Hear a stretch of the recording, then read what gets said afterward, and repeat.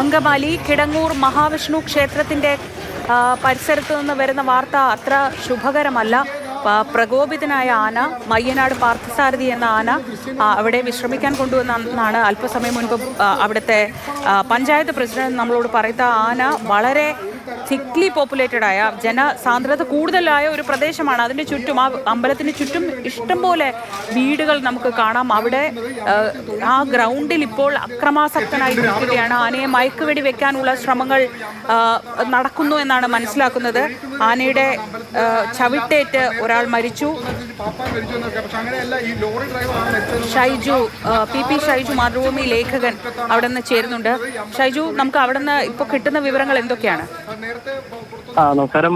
നമുക്കിപ്പോൾ ഇതുവരെ ആനനെ തളയ്ക്കാൻ പറ്റിയിട്ടില്ല. വിദഗ്ധർ വന്ന് നോക്കിയിട്ടും ആന പ്രകോപിതനായി തന്നെ നിൽക്കുകയാണ്, അക്രമാസക്തനുമായി. പിന്നെ ഇതിപ്പോ കിടങ്ങൂർ മഹാവിഷ്ണു ക്ഷേത്രത്തില് തൊഴാൻ വന്ന ആനയാണ്. തൊട്ടടുത്ത ക്ഷേത്രവളപ്പിൽ ഇതിനെ കെട്ടിയിട്ടായിരുന്നു 2 ദിവസമായി. അപ്പം തൊഴുത് കഴിഞ്ഞ് പുറത്തേക്ക് ഇറങ്ങിയപ്പോൾ ആൽത്തറയുടെ അടുത്ത് വെച്ചിട്ടാണ് പയ്യെ ഇത് ഇടഞ്ഞത്. ഈ ആനേനെ കൊണ്ടുവന്ന ലോറിയുടെ ഡ്രൈവറെയാണ് ചവിട്ടി കൊന്നിരിക്കുന്നത്.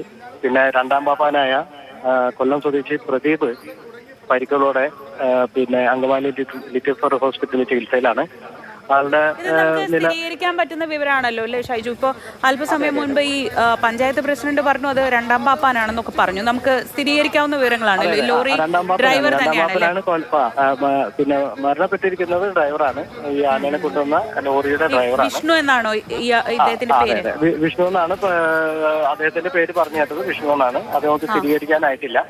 പിന്നെ പരിക്കേറ്റ 2ാം പാപ്പാനാണ്. അദ്ദേഹത്തിന്റെ പേര് അത് കൊല്ലം സ്വദേശി പ്രദീപ്. അദ്ദേഹം അങ്കമാലി ലിറ്റിൽ ഫ്ലവർ ആശുപത്രിയിൽ ചികിത്സയിലാണ്. പിന്നെ ഗുരുതരാവസ്ഥ അല്ലാന്നാണ് ഹോസ്പിറ്റലുകാർ പറയുന്നത്. ഇതിപ്പോ കുറെ മണിക്കൂറായിട്ട് ഒരു ഭീകരാന്തരീക്ഷം തന്നെയാണ് അല്ലേ? രാവിലെ ഒരു 9:00 തുടങ്ങിയതാണ്. പിന്നെ ഈ ഒരാളെ ചവിട്ടിക്കൊന്ന ശേഷം പിന്നെ ആന പിന്നെ വലിയ പ്രകോപിതനൊന്നും ആയില്ല. പക്ഷെ ആനനെ തളയ്ക്കാനായിട്ട് വിദഗ്ധരെത്തിയതിനു ശേഷമാണ് ഇത് കൂടുതൽ പ്രകോപിതനാവുകയും ഈ അമ്പലവളപ്പില് അങ്ങോട്ടും ഇങ്ങോട്ടും ഓടിയടന്ന് പിന്നെ ഒരു കാറ്, 2 ഇരുചക്ര വാഹനങ്ങൾ, 2 തെങ്ങ് എല്ലാം നശിപ്പിച്ചിട്ടുണ്ട്.